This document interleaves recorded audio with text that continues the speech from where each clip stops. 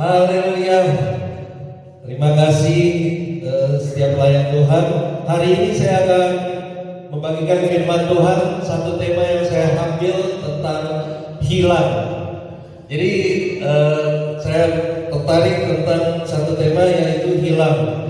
Kenapa? Dulunya kita orang-orang yang terhilang, orang-orang yang belum diselamatkan, orang-orang yang hidup dalam dosa.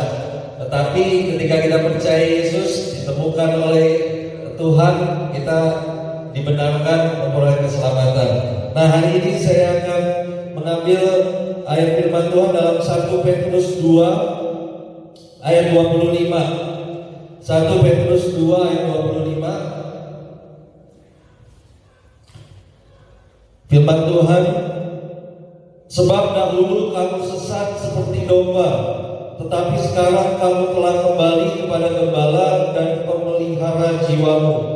Jadi setiap kita, siapapun kita, anak muda, orang tua, termasuk saya, semua kita dulu tersesat, belum mengenal kebenaran.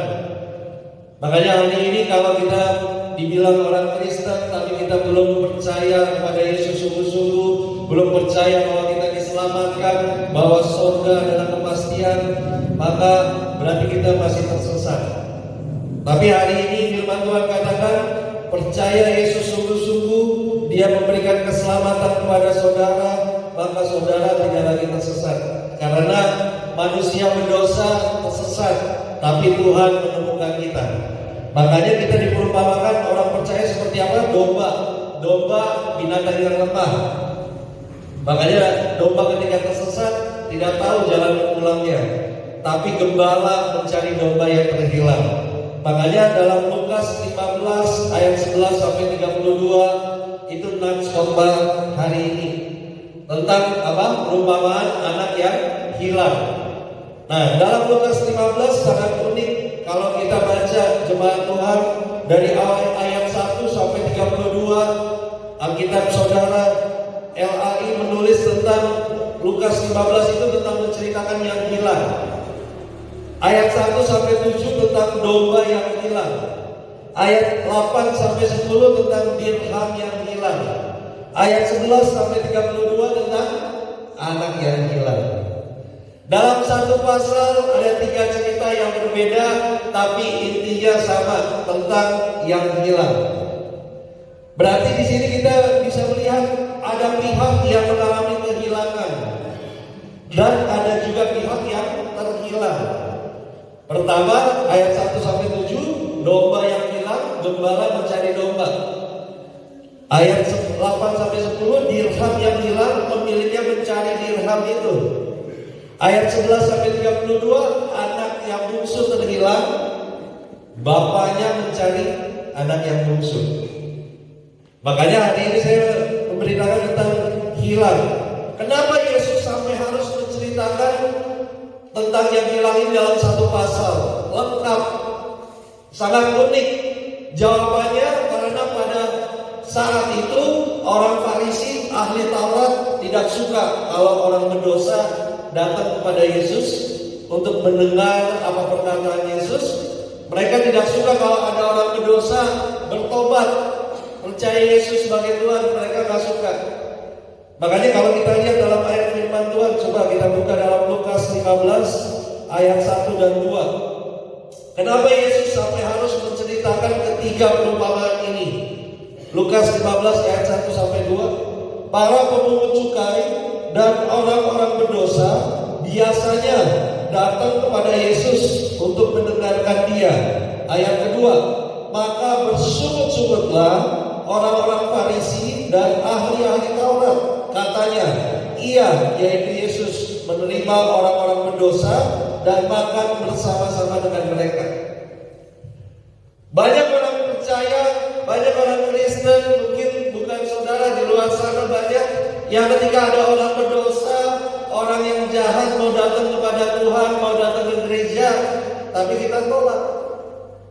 Seperti ahli Farisi, orang Taurat berkata, kenapa Yesus menerima orang berdosa dan mau makan bersama-sama dengan mereka? Tapi hari ini saya mau katakan, justru Allah kita mengasihi orang yang berdosa. Justru Dia datang ke dalam menyelamatkan dan mencari yang terhilang.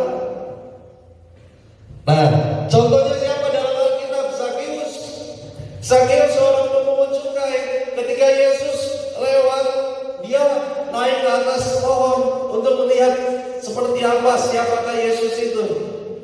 Saat itu kebetulan saya percaya Yesus sendiri yang mencari dia.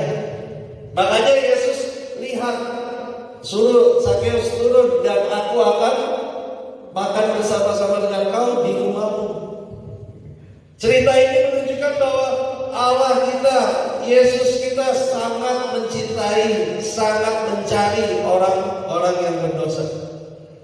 Dia mengasihi kita yang sudah terhilang, yang sudah lama tidak lagi datang kepada Dia. Nah, makanya hari ini kita belajar tentang perumpamaan anak yang hilang. Ada yang bilang bahwa ada dua anak yang terhilang. Anak yang bungsu terhilang karena dia keluar dari rumah bapaknya. Tapi ada seorang penginjil juga bercerita anak yang sulung juga terhilang. Kalau Bapak Ibu mau tahu, anak yang sulung itu seperti orang Farisi ahli Taurat ini. Ketika anak yang bungsu datang, adiknya datang untuk kembali kepada bapaknya. Orang yang berdosa kembali kepada rumah bapaknya. Tapi anak yang sulung berkata, bukankah telah dia menghamburkan kekayaanmu? Seakan-akan tidak ada lagi kesempatan orang berdosa untuk bertobat. Nah, makanya hari ini coba kita lihat dalam Lukas 15 yang tadi saya bilang perumpamaan anak yang hilang. Apa dosa anak yang bungsu ini? Anak yang bungsu ini dosa yang pertama, yaitu dia minta warisan sebelum bapaknya meninggal. Memang tidak salah warisan diberikan kepada anak kita, tapi anak bungsu ini seakan-akan mau bilang sama orang tuanya, kan nanti bapak juga akan mati, lebih baik kasih sekarang. Itu dosa yang pertama anak bungsu ini lakukan. Dia minta warisan sebelum bapaknya meninggal. Yang dosa kedua yang dia lakukan apa? Ketika dia menerima warisan, mestinya dia bisa menerima warisan tetap tinggal dalam rumah bapaknya. Tapi yang kedua, anak bungsu ini mengambil keputusan. Dia minta warisan, dia dapat warisannya, dia jual semuanya, dan dia keluar dari rumah bapaknya ke negeri yang jauh. Firman Tuhan katakan, kenapa dia meninggalkan rumah bapaknya padahal udah terima warisan? Karena dia ingin bebas. Dia nggak mau terikat, makanya dia tinggalkan rumah. Banyak orang percaya yang sudah menerima berkat Tuhan, tapi nggak mau terikat dengan firman Tuhan. Hidupnya maunya yang penting seperti yang gua mau aja. Makanya hari ini saya mengatakan sama saudara, ada dua dosa anak bungsu. Tapi lihat ketika hartanya itu habis, ada kelaparan melanda negeri itu, sehingga dia bekerja sebagai apa?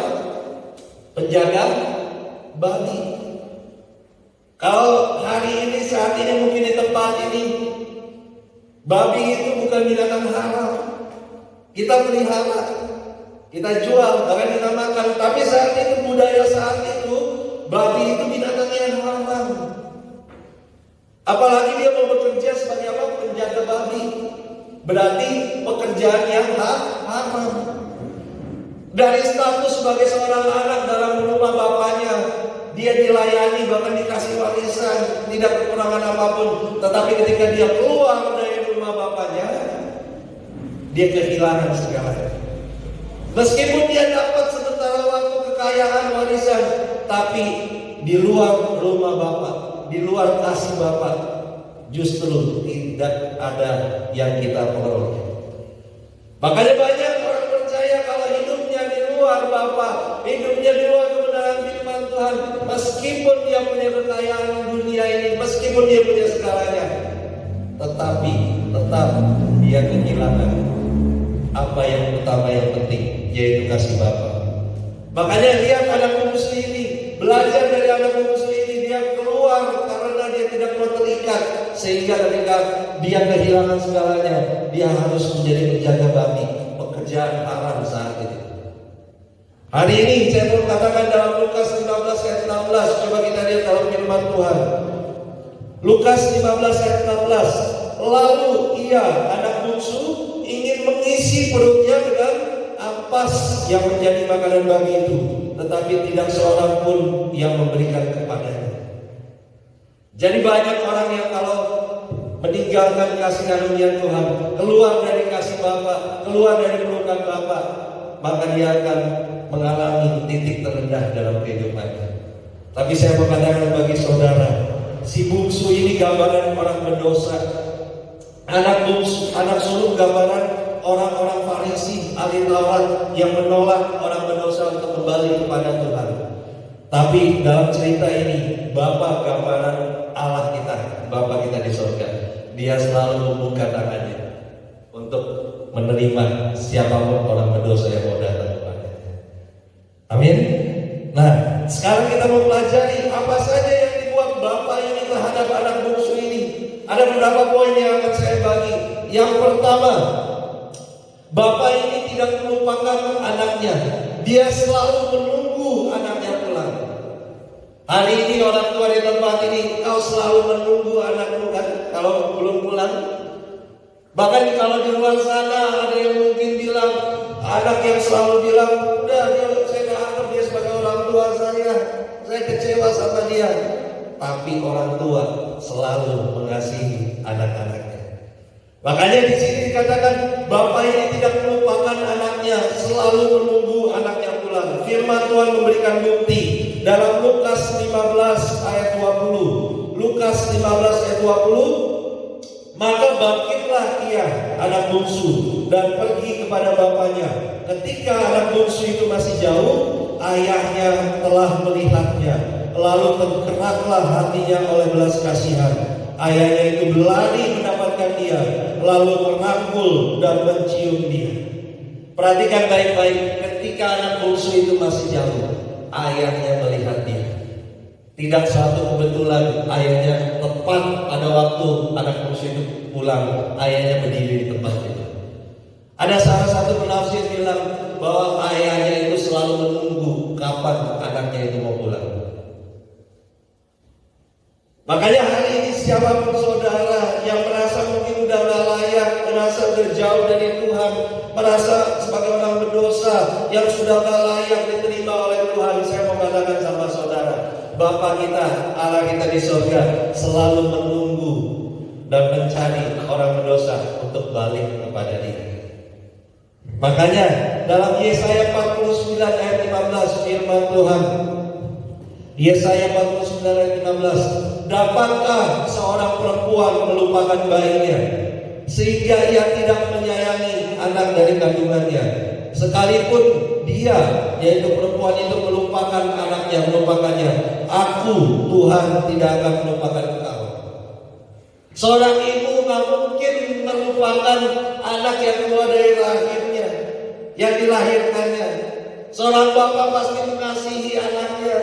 Tapi sekalipun kalau ada di luar sana, ada anak muda mungkin yang merasa mama papanya udah gak peduli sama dia, tapi hari ini saya mau katakan bahwa Tuhan kita, Bapa kita tetap tidak melupakan kita. Yang percaya katakan amin.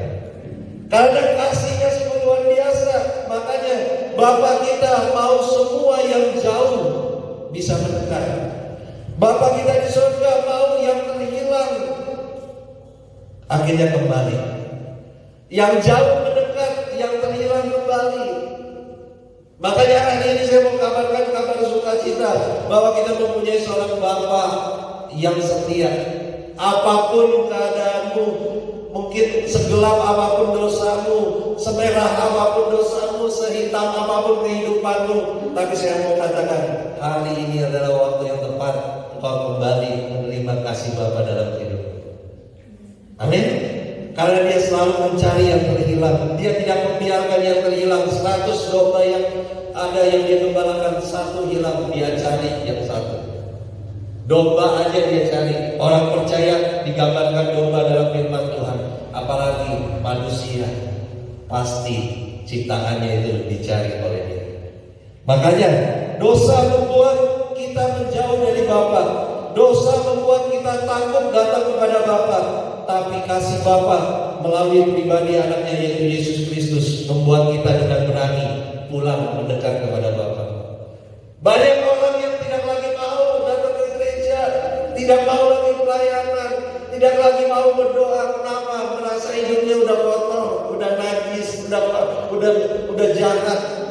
Tapi saya mau katakan sama saudara, seberapapun kotor saudara, seberapa bejat pun kehidupanmu, Tuhan mengasihi. Dia mau kau kembali untuk hidup diperbaharui oleh kasih anugerah.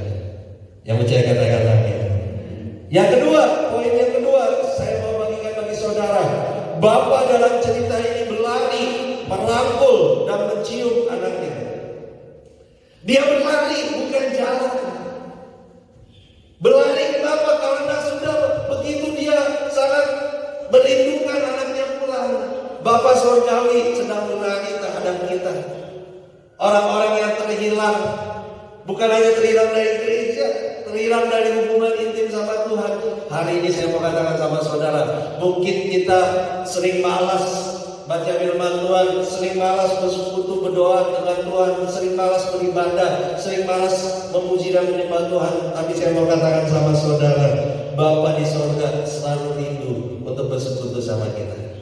Makanya firman Tuhan katakan dia berlari, merangkul dan mencium dia. Lukas 15 ayat 20. Ayahnya itu berlari dan mendapatkan dia, lalu merangkul dan mencium dia. Dalam terjemahan yang lain dikatakan mencium ini bukan hanya mencium biasa, tapi mencium ini mencium dengan sungguh-sungguh.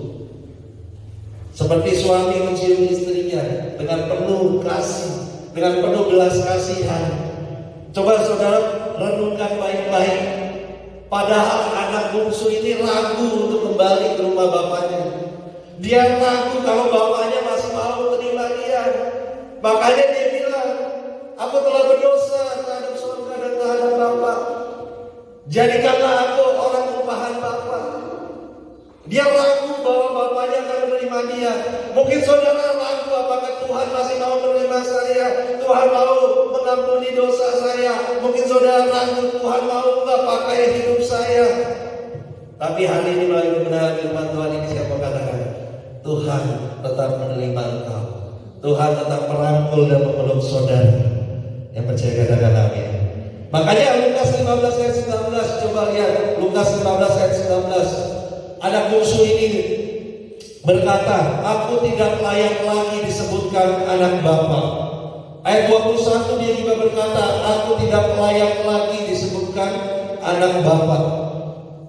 Ketika kita merasa tidak layak untuk jadi anak Bapa karena sudah berdosa, Bapa tetap menganggap kita sebagai anaknya. Karena tadi firman Tuhan berkata dalam Yesaya, seorang ibu perempuan tidak akan pernah melupakan anak yang dilahirkannya. Termasuk saudara, ciptaannya yang paling mulia, segambar dan serupa dengan Tuhan. Dia tidak akan pernah melupakan kita. Sejauh mana kita berlari, sejauh itu juga Tuhan berlari mencari kita. Amin. Amin. Makanya hari ini kabar sukacita dalam Yohanes 6 ayat 37. Yohanes 6 ayat 37. Semua yang diberikan Bapa kepadaku, kepada Yesus, akan datang kepadaku, dan barang siapa datang kepadaku, ia tidak akan kubuang. Allah kita tidak pernah menolak orang berdosa datang kepada. Iblis mungkin berkata dalam hidup kita, dalam pikiran dan hati kita, engkau udah gak layak, engkau pasti mati masuk neraka, gak mungkin Tuhan mengampunimu. Itu perkataan si setan. Tapi Yohanes 6 ayat 37 berkata, semua yang diberikan Bapa kepada Yesus akan datang kepada Yesus, dan barang siapa datang kepada Yesus, ia tidak akan kubuang. Makanya hari ini saudara, mungkin yang merasa tidak layak, ayo ubah cara pandangmu melalui kebenaran firman Tuhan ini. Semua orang berdosa Tuhan terima untuk diubahkan hidup dalam kebenaran, hidup dalam anugerah Tuhan. Makanya hari ini ada satu contoh seorang penginjil. Dia sedang menginjil, kemudian dia bilang kepada suatu seorang yang berdosa, dia bilang, ayo kembali kepada Tuhan, bertobat. Terus orang berdosa ini bilang kepada penginjil itu, saya gak mungkin lagi diselamatkan, saya udah berdosa. Dia jabarkan kejahatannya, saya lakukan ini, saya lakukan ini, saya lakukan ini. Saya gak bisa lagi diselamatkan, Tuhan pasti pernah mengampuni saya. Itu yang pernah sering dialami orang berdosa, khawatir datang kepada Bapa, kepada Tuhan, apakah Allah mau menerima kita. Kemudian penginjil ini bilang sama dia, kekhawatiranmu seperti seekor ikan khawatir air laut akan habis, karena setiap hari dia minum air laut itu. Kekhawatiranmu orang berdosa ini seperti burung di udara, khawatir udara di udara oksigen di udara itu akan habis karena dia setiap hari menghirup oksigen. Pertanyaan saya, air laut pernah habis kan? Karena ikan setiap hari minum air laut itu. Nggak pernah. Oksigen di udara nggak pernah habis. Meskipun burung di udara setiap hari hirup, termasuk kita. Betul? Kita nggak pernah khawatir oksigen di udara ini akan habis. Setiap hari kita hirup. Begitu juga, kenapa orang berdosa harus khawatir untuk datang kepada Bapa, minta ampun dan menerima pengampunan dari Tuhan? Orang berdosa justru harus datang kepada Tuhan supaya menjadi dibenarkan oleh Tuhan. Yang percaya katakan amin. Makanya saya percaya, orang percaya termasuk saya, bukan karena kita hidup benar dulu baru dibenarkan, karena Tuhan sudah melakukan pembenaran dalam hidup kita. Apa bedanya pembenaran? Pembenaran itu maksudnya kita dianggap benar oleh Tuhan di mata Dia, karena kita percaya pada Yesus. Kalau kau menerima kekuatan kebenaran firman Tuhan ini, saya percaya hidupmu penuh dengan damai sejahtera. Tidak diintimidasi lagi dari kuasa setan. Makanya ada satu cerita lagi yang saya mau cerita. Ini cerita yang nyata yang saya baca di suatu negeri. Seorang anak satu-satunya anak yang tunggal. Dia punya tinggal sama papanya yang miskin di suatu kota, di suatu desa. Kemudian untuk memperbaharui hidup mereka, anak ini ke kota untuk bekerja. Bertahun-tahun dia meninggalkan rumah dan papanya. Di kota itu dia bekerja, tapi dia jatuh dalam dosa. Banyak kejahatan yang dia lakukan. Bertahun-tahun dia nggak pulang, papanya nggak dapat kabar dari dia. Suatu ketika anak ini rindu kembali ke rumahnya, ketemu papanya. Waktu itu belum ada telepon seperti ini, hanya surat. Dia tulis surat, dia kirim surat, Papa, saya setelah berdosa, saya telah berbuat jahat, saya malu pulang ketemu dengan Papa. Dia tulis semua daftar dosanya. Tapi saya punya kerinduan, saya rindu ketemu Papa. Tapi saya akan pulang bulan depan. Tapi saya mau, saya melihat tanda kalau di depan rumah kita ada pohon cemara. Kalau Papa terima saya akan naik kereta, akan lewat di depan rumah kita. Kalau saya lihat ada bendera putih di pohon cemara itu, maka saya akan turun bukti bahwa Papa menerima saya. Akhirnya surat itu dikirim, papanya baca. Waktunya tiba, dia pulang bersama seorang temannya. Di kereta dia nangis, dia sedih, dia ragu apakah papanya masih mau menerima dia, papanya mau mengampuni dosanya, kejahatannya. Apakah papanya nggak malu apa dengan perbuatan anaknya setelah jatuh dalam berbagai kejahatan. Dekat rumahnya, kemudian dia bilang, dia cerita sama temannya semua kisahnya. Dia bilang sama temannya, dia nangis, sambil nangis dia bilang, kamu lihat, tolong lihat, saya nggak berani lihat. Kamu lihat kalau ada bendera di pohon cemara di depan rumah saya, bukti bahwa kita harus turun. Tapi kalau nggak ada pohon cemara yang ada benderanya itu, maka saya tidak akan turun. Sambil nangis, kemudian temannya juga lihat. Kemudian temannya kaget. Temannya bilang sama dia, ayo buka matamu. Kenapa? Buka matamu, lihat dulu. Terus dia tanya sama temannya, ada bendera enggak? Kamu lihat dulu. Ternyata ketika dia lihat, tidak ada bendera putih, tanda bahwa papanya mengampuni dia. Dia lihat pohonnya juga hilang, tapi sambil nangis, hatinya sukacita. Kenapa? Kenyataannya pohonnya hilang, gak ada bendera. Adanya apa? Adanya kain putih. Ternyata papanya membungkus pohon itu dari atas sampai bawah dengan kain putih. Gak ada bendera, apa ada kain putih membungkus pohon itu. Anak itu hanya minta bendera satu, tapi papanya membungkus pohon cemara itu dengan kain putih. Apa yang kita bisa terima dari cerita ini? Papanya ternyata mengampuni, menerima anaknya apa ada. Bendera putih berbicara ada pendamaian. Nah, hari ini saya mau katakan yang kedua, bahwa Bapa yang dalam cerita ini menggambarkan Bapa di surga menunggu kita. Dia berlari, merangkul, memeluk dan mencium kita. Bayangkan anak bungsu ini kerja di kandang babi. Bapak Ibu yang punya babi tahu bagaimana kalau di kandang babi, pulang pasti langsung mandi, bau. Tapi Bapak ini dalam cerita ini, dia tidak menghiraukan bau babi itu. Bau haram, karena babi saat itu haram. Kalau hari ini sebagai sumber penghasilan, dia peluk, dia nggak tahu, dia nggak peduli anaknya sebau apa, sekotor apa, tetap dia peluk, dia cium anaknya sekuat-kuatnya. Hari ini jadi kekuatan bagi kita untuk mendekat kepada Tuhan. Yang ketiga saya mau bagikan, Bapa tidak lagi mengingat dosa-dosa kita. Lihat dalam Lukas 15 ayat 21, anak ini punya rencana mengaku dosanya kalau dia ketemu papanya. Lukas 15 ayat 21, kita bisa lihat dalam firman Tuhan. Kata anak itu kepadanya, Bapa, aku telah berdosa terhadap surga dan terhadap Bapa. Aku tidak layak lagi disebutkan anak Bapa. Baru dia bilang seperti itu kepada papanya, ayat 21. Apa yang dilakukan bapaknya di ayat 22. Tetapi ayah itu berkata kepada hamba-hambanya, lekaslah bawa kemari jubah yang terbaik, pakaikanlah itu kepadanya, dan kenakanlah cincin pada jarinya dan sepatu pada kakinya. Coba Bapak Ibu yang tempat ini, kalau anakmu lagi ngomong sama saudara, pasti saudara balas ngomong sama dia.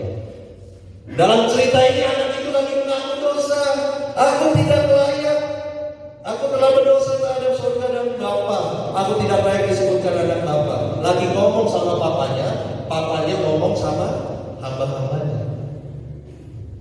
Seakan-akan bukan gak menghiraukan pengakuan dosa, seakan-akan dia udah melupakan setiap apa yang anak bungsu itu lakukan. Dia suruh hamba-hambanya, lekaslah bawa kemari apa? Jubah yang terbaik. Jubah ini bukan kotekan, jubah. Jubah saat itu hanya dipakai hanya orang-orang tertentu. Hanya raja bangsawan dipakai jubah yang terbaik, bukan yang biasa-biasa saja, tapi yang terbaik. Bayangkan, papanya gak bilang sama anaknya, kenapa kamu pulang? Kenapa kamu udah sakiti hati papa? Berapa tahun kamu gak pulang? Kamu habiskan harta papa. Papanya gak bilang begitu. Papanya gak bilang, kenapa kamu gak tidur aja sama pelacur, sama siapapun di luar sana, gak usah kembali. Papanya gak bilang begitu. Tapi bapaknya, ayahnya bilang, lekaslah bawa kemari jubah yang terbaik. Perhatikan baik-baik. Pakaikanlah itu kepadanya. Dan apa? Kenakanlah cincin pada jarinya dan sepatu pada kakinya. Ada jubah, ada apa lagi? Cincin dan sepatu. Jubah lambang bahwa orang apa? Dia bukan dianggap hamba, tetapi itu jubah yang terbaik. Yang kedua apa? Cincin, lambang otoritas. Saat itu kalau pakai cincin, menggambarkan ada kekuasaan, otoritas. Tetap diterima sebagai anak, bukan sebagai budak. Kemudian apa? Sepatu. Kalau terjemahan lain dibilang apa? Sandal. Kalau Bapak Ibu lihat kan, Orang-orang zaman dulu pakai sendal. Kalau budak zaman itu tidak pakai sepatu, tidak pakai sendal, ngeker kalau bahasanya sekarang. Tapi saat itu badannya masih bau. Tapi dia bilang, Hamba-Ku berikan jubah yang terbaik, pakaikanlah. Bayangkan kalau perhatikan baik-baik, nggak ditawarkan, misalkan ditawarkan anakmu pakai dong bajunya, bisa saja anak ini menolak. Kenapa? Dia akan bilang sama papanya, aku nggak pantas papa. Tapi perhatikan baik-baik firman Tuhan. Papanya bukan menawarkan, papanya suruh hamba-hambanya pakaikan itu kepadanya. Enggak ditawarkan, tapi disuruh pakaikan. Langsung. Gak ada kesempatan anak ini menolak. Bapa di sorga sangat mengasihi kita, saudara-saudara. Dia bukan menawarkan hanya keselamatan. Dia mau kita percaya kepada Dia seperti anak ini. Percaya bahwa Dia tidak lagi mengingat dosa-dosamu. Itu membuat kita hidup dalam kebenaran, selalu mengucap syukur. Nah, makanya kenapa Bapak dalam cerita ini nggak marah seperti yang saya ceritakan. Kenapa kamu harus pulang? Kenapa mana harus pulang? Tapi dia nggak bilang seperti itu. Kenapa?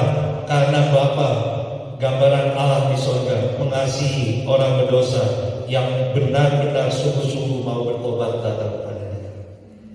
Kalau engkau percaya sungguh-sungguh kepada Yesus Kristus sebagai Tuhan dan Juru Selamat, kenapa sebagai Tuhan? Karena Dia pemilik dan mengatur hidup kita. Kenapa sebagai Juru Selamat? Karena keselamatan hanya di dalam pribadi Yesus. Kalau engkau percaya Dia sebagai Tuhan dan Juru Selamat, pasti engkau akan diselamatkan. Yesaya 43 ayat 25. Yesaya 43 ayat 25. Akulah Dia yang menghapus dosa pemberontakanmu oleh karena Aku sendiri, dan Aku tidak mengingat dosamu. Perhatikan baik-baik ayat kata ini. Dia yang menghapus dosa pemberontakanmu, pemberontakan kita, oleh karena Aku sendiri. Hanya karena Allah yang penuh kasih, Dia mengampuni dosa kita, bukan karena kebaikan kita. Dia menyelamatkan kita dari pemberontakan kita, menghapus dosa kita karena Diri-Nya sendiri, Allah yang penuh kasih. Amin. Makanya Allah adil. Dia harus menghukum orang berdosa. Di satu sisi Dia Allah yang penuh kasih. Dia nggak bisa menghukum orang berdosa. Dia harus menghukum pribadi anaknya sendiri, yang 100% Allah, 100% manusia. Sehingga orang yang percaya kepada pribadi Yesus diselamatkan dan tidak binasa. Amin. Amin. Makanya kok bisa pertanyaannya Allah yang Maha Tahu tapi bisa melupakan dosa kita? Kan dikatakan Allah tidak mengingat dosa kita, berarti Dia melupakan. Tapi kalau manusia, mungkin kita sebagai manusia nggak seperti itu. Kalau manusia seperti ini, syaratnya kalau saya mau mengampuni 1, 2, 3, 4, 5, 6, 7. Kalau saya mau menerima engkau lagi, syaratnya 1, 2, 3, 4, 5, 6, 7. Itu manusia. Tapi Tuhan, Dia tidak mengingat dosa-dosa kita. Mika 7 ayat 19. Mika 7 ayat 19. Biarlah Dia kembali menyayangi kita, menghapuskan kesalahan kita, dan melemparkan segala dosa kita ke dalam tubir laut. Bayangkan, perhatikan baik-baik, ada kata menyayangi, menghapuskan, melemparkan. Nah, cukup Dia menghapuskan, Dia melemparkan ke dalam tubir laut. Ada lagunya kan? Sejauh timur dari barat, Engkau. Bayangkan. Kita bisa lihat di mana batas timur, batas barat, jauh dilemparkan. Tapi kalau manusia selalu mengungkit kesalahan kita, hari ini dia bilang Dia ampuni kita, besok dia cerita ke orang lain kesalahan kita. Tapi Allah kita tidak seperti itu. Kalau kamu datang percaya sungguh-sungguh bertobat sama Dia, Dia tidak seperti manusia. Dia tidak mengingat dosamu, Dia melupakannya. Perhatikan baik-baik. Dia melemparkan dosa kita ke dalam tubir laut. Tubir laut apa? Bapak Ibu ada yang pernah ke tubir laut? Saya rasa nggak ada. Karena tubir laut itu kalau Bapak Ibu cari, pelajari, tubir laut itu ada satu cekungan di bawah laut, paling bawah dari laut ada cekungan. Tuhan bilang Dia lemparkan dosa kita ke dalam tubir laut yang paling dalam. Ada satu penginjil bercerita, seakan-akan ketika ada satu orang berdosa, misalkan dia ngaku dosanya kepada Tuhan. Kemudian dalam cerita ini dosa itu Tuhan kumpulkan dalam satu karung. Tuhan naik kapal ke tengah laut, dia lemparkan karung yang berisi dosa itu, dilempar ke dalam tubir laut yang paling dalam. Dilemparkan, kemudian dia tulis di situ, dia taruh tulisan, dilarang mancing di situ. Maksudnya apa? Dilarang korek-korek dosa itu lagi. Tapi kalau manusia nggak bisa seperti itu kan? Ampuni hari ini, besok lu buat lagi, gue ungkit lagi. Tapi Tuhan enggak. Dia lemparkan, dia tulis, dilarang mancing di situ. Karena apa? Karena dia sudah melupakan dosa-dosa kita, membuat kita tidak takut lagi datang sama Dia, tapi kita punya keberanian datang kepada Bapa di surga melalui imam besar agung kita. Siapa? Pribadi Yesus Kristus. Amin. Makanya hari ini saya mengatakan sama saudara, kalau kau merasa udah nggak layak melayani, nggak layak untuk berdoa, nggak layak lagi untuk datang kepada Bapa, seberapa buruk hidupmu, hari ini saya mengatakan kabar baik. Bapa sedang menunggu, Bapa sedang mencari, Bapa sedang berlari untuk memeluk kita. Yang percaya kata-kata kita. Yang keempat, saya mengatakan bagikan. Poin yang keempat, Bapa menerima si bungsu sebagai anaknya, bukan sebagai hamba atau budak. Perhatikan Lukas 15 ayat 18 dan 19. Perhatikan baik-baik ayat ini. Ada 3 poin yang anak ini mau katakan kepada bapaknya. Ayat 18. Aku akan bangkit dan pergi kepada bapakku dan berkata kepadanya. Apa yang pertama? Bapa, aku telah berdosa terhadap surga dan terhadap Bapa. Itu yang pertama. Yang kedua ayat 19. Aku tidak layak lagi disebutkan anak Bapa. Yang ketiga, jadikanlah aku sebagai seorang upahan. 3 poin ini dia mau sampaikan kalau dia ketemu bapaknya. Tapi Bapak Ibu lihat baik-baik ayat 21 dan 22. Hanya 2 poin yang berhasil anak ini sampaikan kepada bapaknya. Ayat 21 dan 22. Lukas 15. Kata anak itu kepadanya, Bapa, aku telah berdosa terhadap surga dan terhadap Bapa. Yang pertama. Yang kedua, aku tidak layak lagi disebutkan anak Bapa. Yang kedua. Yang ketiga, untuk menjadi hamba, dia gak sempat bilang. Karena bapaknya udah suruh hamba-hambanya memberikan jubah, cincin dan sepatu. Kenapa? Menggambarkan. Kita mungkin bilang, Tuhan, kita udah berdosa, gak layak. Tapi Tuhan bilang, aku tetap menganggap engkau menjadi anakku. Amin. Engkau bukan hamba, engkau bukan budak dosa lagi. Engkau menjadi anakku yang paling aku kasih. Makanya dikatakan firman Tuhan dalam Yohanes, engkaulah sahabat-sahabat. Engkaulah anak-anakku. Yohanes 1 ayat 12. Yohanes 1 ayat 12. Tetapi semua orang yang menerima Yesus diberinya kuasa supaya menjadi anak-anak Allah, yaitu mereka yang percaya dalam namanya. Semua saudara, kita dulunya berdosa, nggak layak masuk surga, nggak layak untuk diselamatkan. Tapi ketika engkau percaya Yesus, engkau menjadi anak-anak Allah yang diberikan kuasa. Amin. Amin. Makanya hari ini jangan menganggap bahwa engkau ini gak berarti, engkau ini hidupnya udah kotor, udah najis, gak ada gunanya lagi. No. Kalau engkau percaya sesungguh-sungguh, hidup dalam kebenaran, dalam anugerah kasih karunia Tuhan, engkaulah anak-anaknya Tuhan. Itu yang keempat. Yang kelima, Bapa mengadakan pesta buat si bungsu. Lukas 15 ayat 23.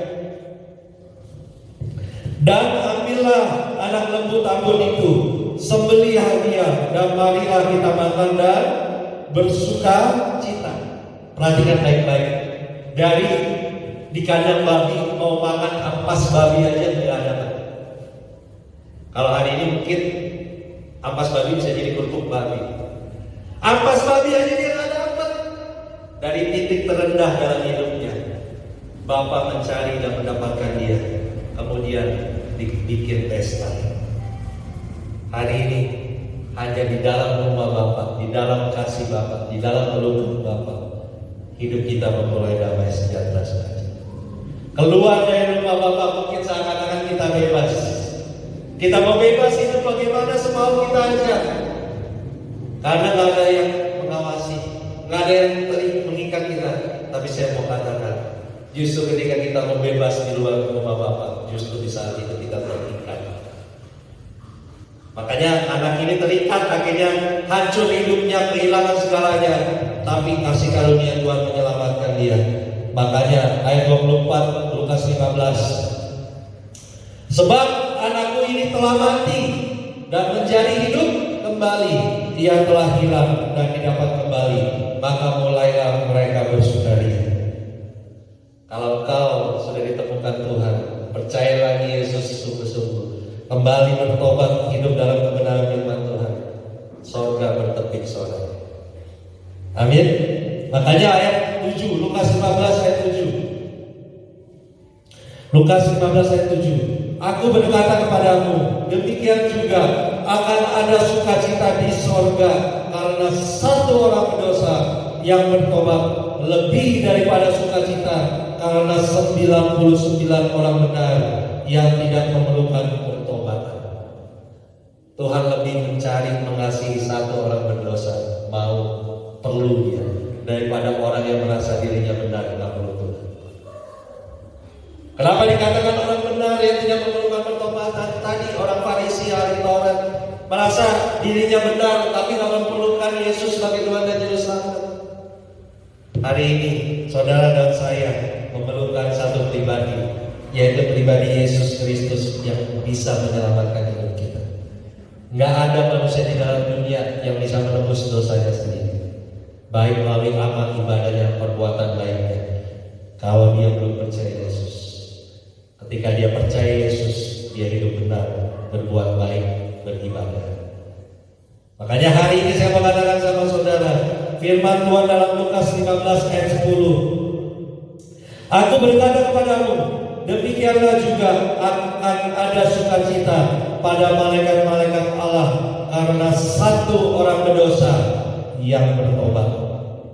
Diulangi lagi ayat 7 dan 10. Satu orang berdosa bertobat, surga bertepik sorai. Makanya hari ini kalau ada keluarga kita, kenalan kita, orang yang belum percaya Yesus, kita beritakan Injil bahwa hanya di dalam Yesus kita diselamatkan. Dia bertobat menerima Yesus, surga bertepik sorai. Bukan hanya kita yang bersuka cita, tapi surga bertepik sorai. Amin. Jadi firman Tuhan yang saya sampaikan, saya mau katakan sama saudara, damai sejahtera akan kita dapat kalau kita kembali ulang dekat kepada pelukan Bapa. Hanya di dalam persekutuan sama Tuhan, hati kita tenang, penuh damai sejahtera. Amin. Semua kita pasti pernah merasakan kalau kita udah mulai malas bersekutu sama Tuhan, hati kita gelisah. Kita mulai kalau menyembah Tuhan, membaca firman, mulai malas ibadah, hati kita terasa kosong, merasa hidup ini kok hampa, merasa yang kita lakukan semua sia-sia, gagal, usaha kita gagal, anak-anak kita gagal. Coba lihat, balik kepada Bapa, bersekutu, kembali terima anugerah Tuhan, percaya sungguh-sungguh. Kenapa saya selalu berkata orang percaya harus sungguh-sungguh? Karena ada orang percaya juga tidak sungguh-sungguh. Makanya banyak yang murtad tinggalkan Yesus karena orang percaya tidak sungguh-sungguh. Kalau orang percaya sungguh-sungguh, dia nggak bakal berbalik imannya dari orang yang mengasihi memuji Tuhan menjadi orang yang membenci Tuhan. Makanya hari ini saya mau semua orang percaya percaya, bukan hanya percaya biasa, tapi percaya sungguh-sungguh. 5 poin yang saya sampaikan hari ini. Pertama, Bapa di sorga tidak melupakan kita sebagai anaknya.